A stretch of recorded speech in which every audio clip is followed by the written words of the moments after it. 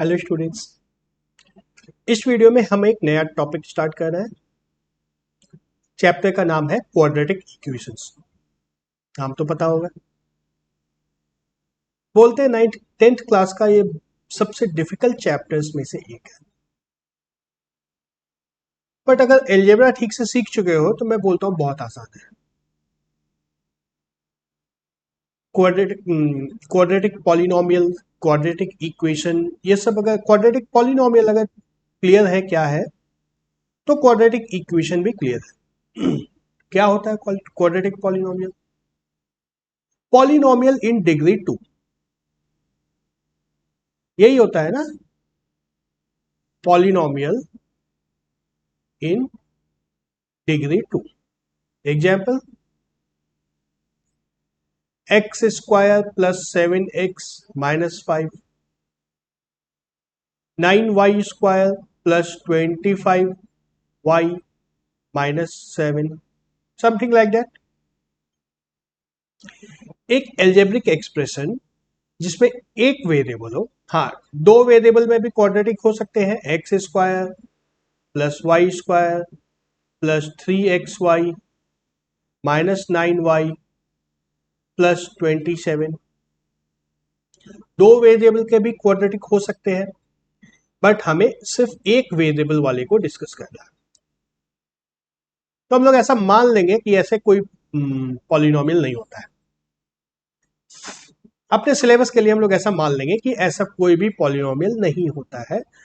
Polynomial होता है इस तरह का, एंड इससे इक्वेशन बना सकते हैं, जैसे x square plus 7x minus 5 this equal to x square 2x square minus 5x plus 29।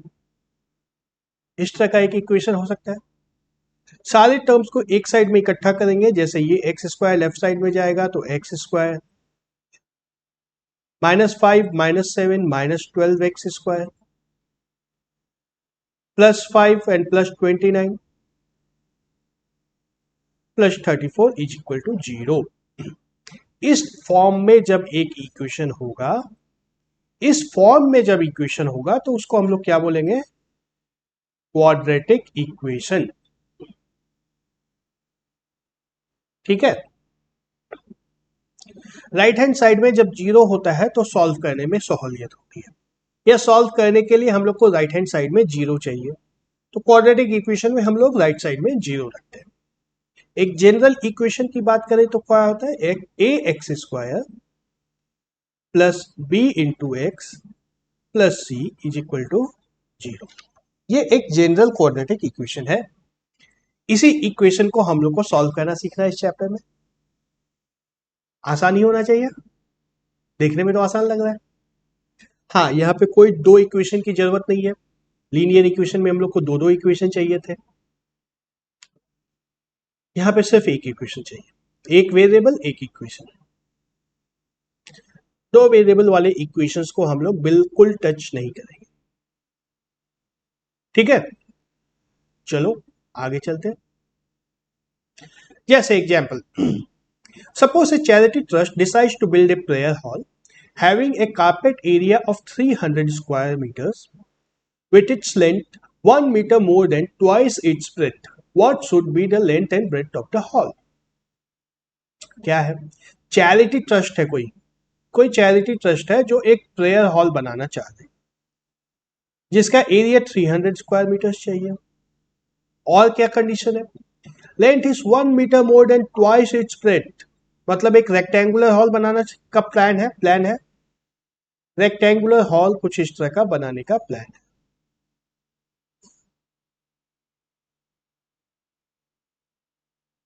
है ना। अब इसमें क्या है? Length is 1 metre more than twice its breadth. अगर इसका ब्रेथ x है तो इसका लेंथ क्या होना चाहिए? ब्रेथ से डबल और उससे एक ज्यादा, 2x प्लस 1 होना चाहिए। तो अब देखो एक क्वाड्रेटिक आ जाएगा सीधा सीधा। एरिया क्या होगा इस हॉल का? x multiplied by 2x plus 1। ये किसके बराबर होना चाहिए? 300 स्क्वायर मीटर्स, जो कि क्वेश्चन में दिया हुआ है। ये 300 के बराबर होना चाहिए। This implies 2x square plus x minus 300 this is equal to 0। ये एक क्वाड्रेटिक इक्वेशन मिल गया हमें। ऐसे हर जगह क्वाड्रेटिक मिल जाता है। क्वाड्रेटिक बहुत ही आसानी से, जितनी आसानी से लीनियर इक्वेशन मिल जाते हैं उतनी ही आसानी से क्वाड्रेटिक इक्वेशन भी मिल जाते हैं। इसी को सॉल्व करना है। क्या सॉल्व करना हम लोग सीखेंगे। अभी की बात है कि क्वाड्रेटिक इक्वेशन होता क्या है। यही होता है क्वाड्रेटिक इक्वेशन। इस इक्वेशन में वेरिएबल क्या है, x, उसका डिग्री क्या है 2, 2 है तो ये क्वाड्रेटिक है। क्वाड्रेटिक है तो इसको हमारा जो स्टैंडर्ड फॉर्म है a x square plus B x plus C is equal to 0 के फॉर्म में हमने ले आए हैं। ए की वैल्यू क्या है इसमें, ए की वैल्यू 2 है, बी की वैल्यू क्या है 1 और सी की वैल्यू क्या है -300। ए, बी और सी तीनों की वैल्यूज मिली हुई हमें। ठीक है, ऐसे ही क्वेश्चन को देख के क्वाड्रेटिक इक्वेशन बनाना है, फिर सॉल्व करने के बारे में हम लोग करेंगे। तो standard form of quadratic equation solve करने के लिए इक्वेशन हम लोग को स्टैंडर्ड फॉर्म में चाहिए। Linear equation in two variables का स्टैंडर्ड फॉर्म क्या होता था, a1x plus b1y plus c1 is equal to 0 and a2x plus b2y plus c2 is equal to 0। ये लीनियर इक्वेशन होता था। क्वाड्रेटिक अगर बोलेंगे तो हम लोग क्या होगा, A x square plus B x plus C is equal to 0। ये स्टैंडर्ड फॉर्म है क्वाड्रेटिक इक्वेशन का। जैसे एक इक्वेशन अगर मैं लिखता हूं 7x square plus 12x plus 22 is equal to 0। A B और सी को पहचान सकते हैं हम लोग। A is equal to 7, B is equal to 12, C is equal to 22। A B और सी नंबर्स के ऊपर कोई कंडीशन है क्या, कोई कंडीशन है, यस है ना condition, A should not be equal to 0। अगर ए 0 हो गया, अगर ये 0 हो गया, 0x स्क्वायर हो गया, तो ये क्वाड्रेटिक बचेगा क्या, क्वाड्रेटिक बचेगा ही नहीं। तो क्वाड्रेटिक इक्वेशन के लिए एक ही कंडीशन है कि a should not be equal to 0 and a b और c क्या है a b and c belong to real numbers. तीनों रियल नंबर है, रैशनल भी हो सकता है, इरेशनल भी हो सकता है ना। से -2x square -7x plus 29 is equal to 0। ये भी हो सकता है क्वाड्रेटिक इक्वेशन। यहाँ पे a की वैल्यू क्या है -2, b की वैल्यू क्या है -7, c की वैल्यू क्या है 29। इरेशनल में अगर बात करें तो square root 2x square plus square root 3x plus 3 is equal to 0। A और बी यहां पे इरेशनल हो गया। A is equal to square root 2, b is equal to square root 3, c is equal to 3। Simple है ना। अभी हम लोग सिर्फ क्वाड्रेटिक इक्वेशन क्या हो सकता है ये देख रहे हैं।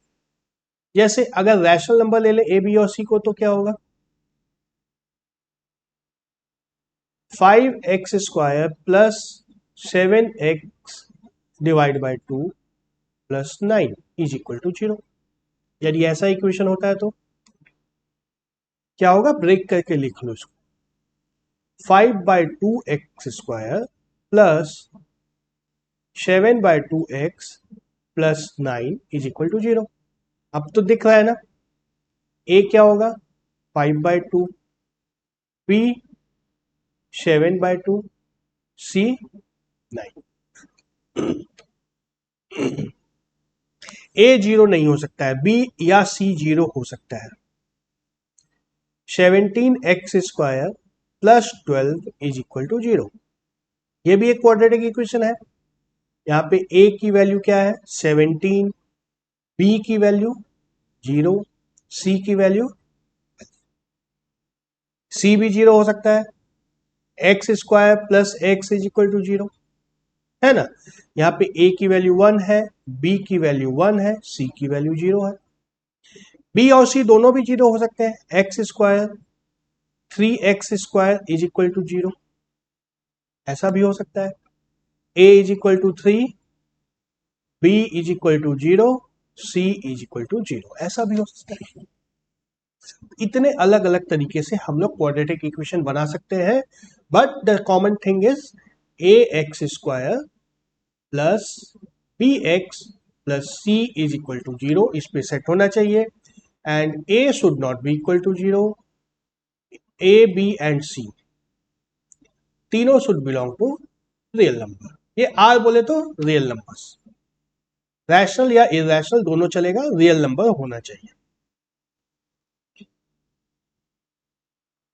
एग्जाम्पल नंबर 1 देखो, represent the following situations mathematically. John and Jivanti together have 45 marbles. दो फ्रेंड्स हैं, दोनों के पास 45 मार्बल्स हैं टोटल में। Both of them lost 5 marbles each, and the product of the marbles, number of marbles they have now is 124. We would like to find how many marbles they had to start with. क्या करेंगे? Let number of marbles with John क्या होना चाहिए? Is equal to x. Number of marbles with जीवंती y. Linear equation chapter में अगर जाना होगा तो x एंड y लिखेंगे, एंड हमारे इक्वेशन क्या बनेगा फिर? Both of them lost 5 marbles, x minus 5 multiplied by y minus 5, और इसका प्रोडक्ट क्या दिया है? 124। ठीक है, मैथमेटिकली हमने इसको रिप्रेजेंट कर दिया, but there is a problem. इसको जब सिंप्लीफाई करेंगे तो क्या आएगा हमें? X y minus 5x minus 5y plus 25 is equal to 124। And इस इक्वेशन को सॉल्व करना हमें नहीं सीखना है, यह इक्वेशन हमें नहीं सीखना है, तो ये इक्वेशन हम लोग बनाएंगे भी नहीं। क्या करेंगे हम लोग?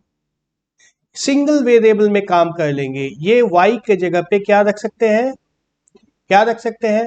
दोनों के पास 45 मार्बल्स इन टोटल में है, 45 मार्बल्स, तो 45 माइनस एक्स इसको रख देना। इसको जैसे ही 45 माइनस एक्स रखेंगे तो let me erase all this things, कहानी थोड़ी सी बदल जाएगी। Both of them lost 5 marbles, मतलब जॉन के पास कितना बचा मार्बल? x minus 5। जीवंती के पास कितना बचा? 45 माइनस एक्स माइनस 5, इसका भी 5 चला गया। इसका प्रोडक्ट दिया है 124। अब एक इक्वेशन बनाना है, x minus 5 multiplied by 40 minus x is equal to 124। 40x minus 200 minus x square plus 5x is equal to 124। सब कुछ को राइट साइड में ले आओ। एक्स स्क्वायर, ये 40x, ये 5x, 45x राइट साइड में जाके माइनस 45x, माइनस 200 का ये प्लस 200 हो जाएगा, plus 124 plus 200 324 is equal to 0। यह हमारा क्वाड्रेटिक इक्वेशन है। ए बी और सी तीनों इसमें दिख रहे हैं, ए बी और सी तीनों दिख रहे हैं। यस, सॉल्व करना आगे हम लोग सीखेंगे, अभी हमें सिर्फ और सिर्फ इक्वेशन बना लेना है। ज्यादा दिमाग अभी नहीं लगाना है, अभी सिर्फ इक्वेशन बनाना है। इक्वेशन बनने दो, सॉल्व करना तो सीख लेंगे हम लोग। क्वेश्चन नंबर 2 देखें क्या? Okay, let's do it.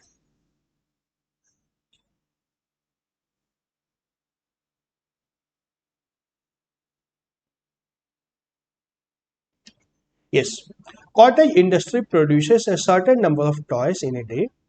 The cost of production of each toy in rupees was found to be 55 minus the number of toys produced in a day.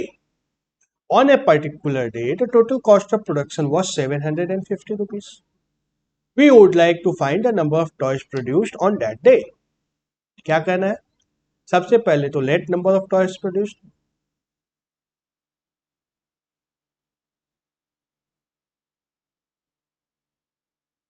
कितना मानना है? एक्स। और क्या है? Cost of production of each toy, ये क्या होगा?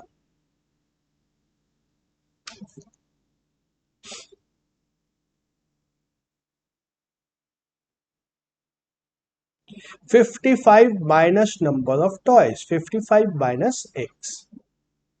ठीक है। On a particular day the total cost of production was ₹750। कैसे आएगा ये? Number of toys into cost of each toy, दोनों को मल्टीप्लाई करेंगे तो 750 आना चाहिए।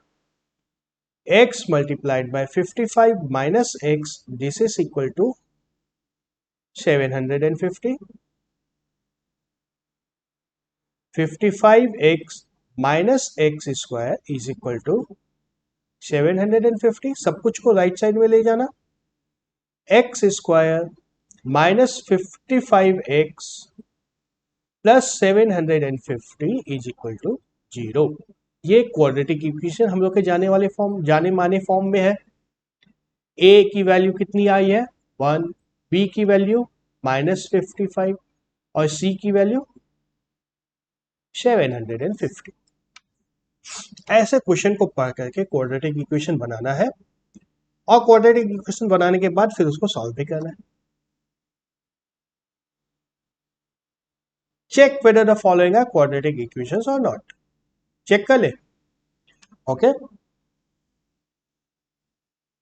पहला, x माइनस 2 का square plus 1 is equal to 2x minus 3। Check करो, ब्रैकेट को ओपन करो। X square minus 4x plus 4 plus 1 is equal to 2x minus 3। सब कुछ को लेफ्ट साइड में ले आओ। X square minus 4x and ये माइनस 2x हो जाएगा, minus 6x। 4 plus 1 5 and plus 3 8 plus 8 is equal to 0। Yes, this is a quadratic equation, है ना? ऐसे भी देख सकते हो without solving all this things. Left side में एक एक्स स्क्वायर का टर्म आएगा, यहाँ पे एक एक्स स्क्वायर का टर्म आएगा और आगे लीनियर टर्म्स आ सकते हैं बहुत सारे। एक्स स्क्वायर का एक टर्म आएगा तो क्वाड्रेटिक है। Same way check this, x square का एक टर्म यहाँ पे आएगा, एक टर्म यहाँ पे भी आएगा। एक लेफ्ट साइड में एक एक्स स्क्वायर आएगा, एक राइट साइड में आएगा। जब दोनों साइड में एक्स स्क्वायर आ रहा है तो चेक करना होगा वो दोनों कैंसिल आउट तो नहीं होने वाले हैं। क्या होगा? X square plus x plus 8 this is equal to x square minus 4। और सच में एक्स स्क्वायर कैंसिल हो गया। X plus 8 plus 4 is equal to 0। X plus 12 is equal to 0। ये तो लीनियर इक्वेशन है। This is not a quadratic equation. No, this is not a quadratic equation. Question number 3 देखो, x into 2x plus 3 equal to x square plus 1। यहाँ पे भी देखो LHS में एक एक्स स्क्वायर का टर्म आएगा, RHS में एक एक्स स्क्वायर का टर्म आएगा, तो हम लोग को चेक करना होगा। क्या आ रहा है हमारे पास? 2x square plus 3x is equal to x square plus 1। सब कुछ को लेफ्ट साइड में ले आओ। X square plus 3x minus 1 is equal to 0। क्या बना? ये क्वाड्रेटिक बन गया। Yes, this is a quadratic equation. And question number 4 की बात करें तो x plus 2 cube is equal to x cube minus 4। देखने में तो लग रहा है कि क्यूबिक इक्वेशन है, लग रहा है ना? लेकिन नहीं, देखो एक्स क्यूब वाला टर्म कैंसिल आउट हो जाएगा। एक्सपैंड करने के बाद क्या मिलेगा हमें? X cube plus 8 plus 6x square 12x is equal to x cube minus 4। और ये एक्स क्यूब अब कैंसिल होता है, एक्स स्क्वायर बचा हुआ है। क्या आया? 6x square plus 12x, 8 and plus 4 ये 12 आ जाएगा, इज इक्वल टू 0। चाहो तो 6 को कैंसिल भी कर सकते हैं। X square plus 2x plus 2 is equal to 0। यहाँ पे कोई जरूरी भी नहीं है कैंसिल करना, कर भी सकते हो, नहीं भी कर सकते हो। क्या करो या ना करो, दोनों ही केस में क्वाड्रेटिक इक्वेशन तो बनेगा। This is also quadratic equation. तीन में से एक क्वाड्रेटिक इक्वेशन नहीं था, बाकी तीन क्वाड्रेटिक इक्वेशन थे। एक्सरसाइज 4.1 हम लोग अगले वीडियो में देखेंगे। Till then bye bye.